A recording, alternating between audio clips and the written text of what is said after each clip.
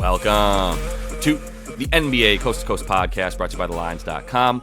Coming to you from the West Coast, Josh Lander, joined by Nate Weitzer on the East Coast. And we are looking at 7 games to choose from on somewhat of an uncomfortable Thursday night slate. A lot of wonky games, as we talked about in those best bets. I think we are managing to dodge these landmines, but player props are the bread and butter, baby. And I think there's some pretty good value here today. So we're going to be looking at 4 of those here for you. We also do have the best bets up, like I said, each and every weekday.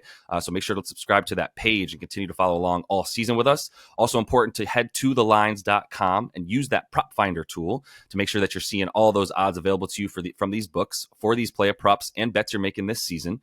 Nate, let's go ahead and get right into your first pick. It looks like we're looking at a good opportunity for Jimmy Butler to get some points and assists tonight. Yeah, no shortage of player prop options tonight. I mean, the slate might be tough for picking sides here, but I think Jimmy is really low at 22.5 points, but I'll tack on 6 assists for better juice, 28.5 points assists. For Jimmy Butler, something he's gone over in 3 of his last 4 without Tyler Hero. Way over, in fact, 26.5 points, 6.8 assists in those games on 26.5 usage. That usage rate since the All-Star break is up to about 28%. And he's averaging, again, 26 and 6.5. Also looking at no Josh Richardson or Kevin Love for what that's worth.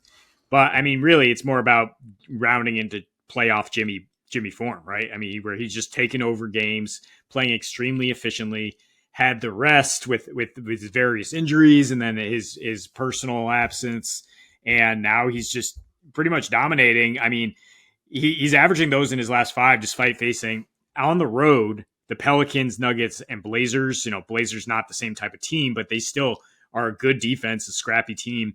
And then his last 2 against shit defenses, 31.5 points, 7.5 assists per game, despite, not shooting as well on drives in those first 3. And then you look at his last 2, I mean, 87.5% when he gets a paint touch right now is what he's shooting, 66% on catch and shoot, and he's getting at least 10 points per game on drives. And so enter a Dallas defense that's posted the worst defensive rating in the league in their last 3. Like, adding Gafford and Washington has definitely helped them on the interior against bigs. I don't think it helps them on the wing. I think they are still overmatched against a guy like Jimmy Butler. They are allowing the highest assist-to-turnover ratio in the league as well, 3.45. They're still pretty, bottom 10 in that department on the season, 2.05. On the season, they allow the 7th most free throws. Jimmy's getting like 12 a game in some of these recent matchups. Also allow the 7th most assists overall. And 2nd most to small forwards, 7th most to power forwards in their last 15, whichever position you want to slot him at. Point is, like, things are just running through him, especially without Hero, especially with Terry Rozier not comfortable in this offense yet and not playing well and injured. So I think, I love this bet here for Jimmy. And as we mentioned in the player props, if you think that he'd have a shot at this, like, there's some really good juice on Jimmy to just score like 20 in a win, which is like plus 220 here in what should be kind of a toss-up. I'd sprinkle maybe a quarter unit on that along with the prop. I'm with it, and honestly, it's a pretty easy transition into my Bam bet here because I am going to take Bam to be the one to score for this team. I have no problem with Jimmy scoring, but I think it's really going to come from a lot of Miami just pounding down low, and that's what we've seen from them as of late, and without Tyler Hero, and honestly, without shooters in general at this point, they're a lot less reliant on just like outside of Duncan, obviously, for guys to just be pulling from 3. That was a little bit of what we saw last year when they made it to the finals in that run, was like Gabe Vincent, Max Strus, all these guys just pulling 3s, and what we've seen a little bit more of this year is them just really focusing on going to the basket and getting their points that way. So you can get him at 19.5 points if you want to take the over there. Still on MGM for just juiced all the way down to about minus 140. I think 20.5 is still a good number for a lot closer to even money for Bam to go over and get at least 21 points as well. But like I was saying, Dallas is going to be very vulnerable to exactly how Bam is going to be scoring in this one, especially if Jimmy is driving in from the wing and then finding Bam, who's basically just be playing in the center of the floor, right around the foul line and in. That's going to be where he lives in this game because there's not going to be much there in the way of defense. we've seen Dallas allow basically they allow the most points per game to Bam's shot profile, which is just are you shooting from anywhere inside of about 12 to 12. I'll give him 15 feet occasionally. He'll hit that 15 footer, but he's really stepping in right inside the foul line rather for the majority of his shots. When you look at his shot chart there, the centers in general, obviously a lot of guys playing center are going to be scoring from that area. That's where they've allowed the second most points per game in their last 7. Has Dallas to the center position, and really on the season, we know that's been a problem for them since 3 seasons ago now. I mean, this is just recurring for them every year. Derek Lively is available to play, and that does help them a bit. But honestly, he actually helps them just as much on offense by giving them a rim runner, more so than he is able to sort of stop guys one-on-one. His individual defensive rating isn't exactly notable. Like his on-off stuff for Dallas isn't the biggest deal in the world. So they're allowing the 3rd highest paint field goal percentage are the Mavericks, and teams are going at them down low very, very consistently. You don't really need to worry about trying to match threes with Dallas as much as they're going to be shooting them. I don't know that that's the way for, I know that's not the way for Miami to beat them, especially. So without Hero, he is scoring a couple more points per game, up at slightly over 22 a game without Hero, just above 20 a game when Hero's in there. So actually still pretty good to get the 20 points, even if Hero was playing. But it's interesting how things open up for them, as we mentioned in the best bets video, with Hero 112 offensive rating versus the 119 that they have without him. And when Bam and Jimmy are out there, that's just as good for them in terms of that offensive rating with or without Hero. But Bam and Jimmy, Bimmy, if you want to call him that, seem to be the catalyst there for the offense this season because of the fact that it's so reliant on going to the rim. They do have a top 5 paint field goal frequency. That's how often they're shooting from down low for this team. And obviously we know that it's Bam and Jimmy taking the shots down low. I love the idea of Jimmy getting those assists to Bam as well, rather than Bam being quite as much of the center point guard, the point center that we've seen him be at times when Jimmy Butler's not in there. It turns into a lot more Jimmy Butler playing sort of the point, in not necessarily point guard, because he's not playing above the break like at the top of the key as much as he's playing on the wing above the break and then just driving in from there, going into the baseline as well. Corner threes, corner shots in general are a problem for this team. And when Bam's playing on the baseline as well, opposite Jimmy, he's going to be very dangerous with some one-on-one matchups. So the only other thing I would add, second chance points, as long as Bam continues to crash the offensive boards, which he's been really good over the course of the last 10, in basically the 95th percentile of offensive rebound percentage there in that time frame. So, Dallas giving up the 9th most second chance points on the season, been really bad at home with that as well, where games tend to go a bit higher. I do think some scoring is in line for these two teams tonight. It's actually at about 228, 229 and a half, which often feels like it might be too high for a Miami team. So I actually stayed away from it, but I think the two guys that you can bank on tonight are Bam and Jimmy tonight. And don't sleep on Jaime Jaquez. That is part of the reason their offensive rating is better, whether he's the guy scoring or assisting or not, or it's just his incredible innate feel for the game, his cutting, his secondary assists, whatever it is. I mean, his prop is only at 10.5 points. He's getting plus money to get 3 assists as well.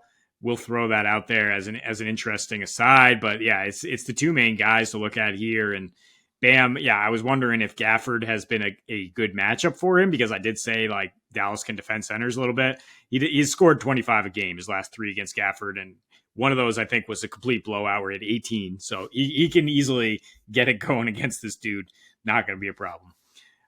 Let's go to Phoenix, and I will take Royce O'Neal. Leave the points out of this. Just give me 9.5 rebounds and assists for Royce O'Neal, who's soaking up nearly 40 minutes a game right now because the Suns are going to be without Booker. They've ruled out Okogie. I mean, Damian Lee remains out. Nurkic is hobbled and has played a little bit of a lower workload here. And this is the 4th game in 6 nights for the Suns. So while I expect them to have plenty of success offensively against a porous Toronto defense, I think, some of the playmaking and rebounding load is going to have to come on the others, as they say.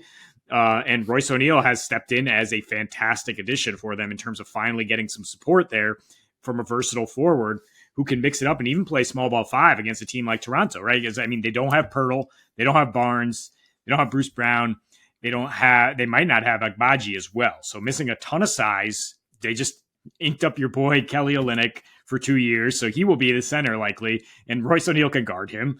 That's not going to be an issue. And with those 3 guys out, I mean, yeesh, they gave up 62 rebounds and 38 assists in a smackdown at home against Noah. So they are now allowing the most rebounds per game since the All-Star break, along with the fourth most threes, third most assists in their last 15. And Royce O'Neal, yeah, I mean, he's shooting 47% from three, 45% in his last five, actually. Usage rate only 14%, but getting you the peripheral stats, 11 per game in 35 minutes. He's making 51 passes per game, so he's getting plenty of touches. He's not just sitting in the corner. 8 potential assists per game, 10 and a half rebound chances. All the advanced numbers fit what I'm thinking here, which is just like they need him to step up with this team tired. Don't really think the Suns are going to cover this 10 points here. And yeah, I mean, so bonus lean there. The Raptors will find a way to be in this, and the blowout factor is not that much of a concern. 100%, dude. I am on some wonky weirdness tonight when it comes to the size, and that was going to be the only response I have to this, which is hell yeah. Yeah, like Royce O'Neal to get boards and assists because this game's not going to be a blowout. 10 and a half is too much. Talking about some stars out bets up for this Toronto team. It's hard to say stars out bets up with a team like Toronto right now, but I mean, what else do you call Barnes, Brown, and Pirtle for that team? No question, Scotty Barnes, obviously, and then even Pirtle and Brucey B. So yeah, I think this is a stars out bets up for Toronto. I mean, Booker's out as well for the Suns. Talk about a letdown game after such a nice win for them at Denver, right? Beating that team by 10 points, really owning the fourth quarter, and really just such an easy letdown game. I can't see KD going off against this. I mean, he might score by just, lackadaisically dropping 35. That's likely possible. And like I said, likely, but yeah, as far as like these teams sticking around, you're going to see some guys, especially if Agbaji plays. I do love the effort that he brings and the fact that he's such a good, like, all right, I'll just come in and be just as athletic. And if I'm making shots as the guy that was in there before me kind of guy. So yeah, I'm going to go ahead and probably hit that at 10 and a half for this Raptors team. Thanks to everybody for betting it up even a further point than it was. But as far as Royce O'Neal goes, I dig it for sure. So let me go ahead and close things out with a guy you briefly talked about in the best bets, but I got to roll back with Kuminga and take him over 16 and a half points. That seems a little disrespectful. Maybe the books just aren't taking into account the fact that this is a back-to-back where we now have a bit of proof that Steve Kerr is happy to play his young guys in these moments in time. And thankfully, he's been happy to play his young guys in general, more so this season, but especially coming off of a game where they didn't need to do too much at the end of that game against Milwaukee, but they played their big guns as much as they could, knowing that they had to win that game. Like they could not afford to lose a game to a good Eastern Conference team after they just got housed by a different really good Eastern Conference team last Sunday to the tune of basically the worst loss that we've seen them have since they were the Warriors that we remember, who were finishing dead last in the West consistently in the 80s, essentially. Not many of us actually remember that. So they came back with a nice win, but now it's like almost, it's not necessarily a letdown game against the Chicago team, but it is like let me get those young guys in there. I also think B-Pod might be a good play here as well. I don't think you're going to see as much Chris Paul on a back-to-back either. So you're going to be seeing a lot more of him playing point guard alongside Steph or even on that second unit for Podziemski. But sticking to the Kuminga 16 and a half points, I'll just steal some of the stuff from you that you talked about when it comes to Draymond and Wiggins, right? And Wiggs just came back from an extended injury, lengthy enough injury that we saw from him that it was like sort of a big lift for him to be back last night in a way that they're like, all right, we got our full squad as long as we've got our full squad going down the stretch here. But in the last 4 back-to-backs for Draymond, 26 minutes a game. The last 4 for Wiggs, 25 and a half minutes per game. And we've seen these guys miss extended periods of time this season already. The last 6 overall for Kuminga, when you're talking about him, whatever he's playing on, he's back up to about 19 a game, a 28% usage rate, just 26 minutes per game or so. And we know that like he's capable of scoring 20 points in 24 minutes. And that's what I would expect from him tonight as well. So I think you can ladder the 20 plus points as well for Kuminga. If you think he's good to get 17, you can get him up at about plus 145 or so for him to get 20 and do a little bit of a ladder with him. I'm good with that.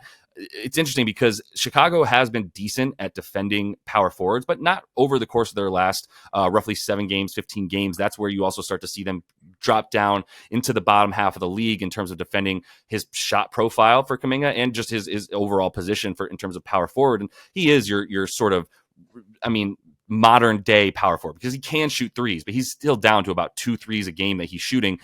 Granted, that's where Chicago is most vulnerable, but we know Pat Williams is out at this point as well. He's been someone who they've relied on to guard guys like Kuminga with versatility from out the 3-point line and in. And that's why we've seen Kuminga have success. He kind of started his run of scoring 20-plus points earlier this year when Draymond was out. And now, just a reminder, Draymond probably likely to get that less minutes than he normally would see. It's not like a 32-minute game for Draymond tonight. This is more of a 25 to 26 minutes for him kind of style. And once again, against Chicago, without him in there, he scored 24 in 24 minutes this past January. You go back to last season, or a couple seasons ago, rather, 25 points in 26 minutes against them when he was a rook. And that was another game where you saw a few less minutes for Day in that one. There were more defenders for the Chicago team at that time. Whereas now you look at them and they've been a little bit more thin. They're coming in really tired as well. And Kuminga is the type of guy to keep the pace up. I do think points are a little bit more likely in this game than not because of the fact that we've talked about Chicago giving up more points on a back-to-back. They need a little bit more rest with certain older guys that they rely on defense, like Caruso, who's been banged up,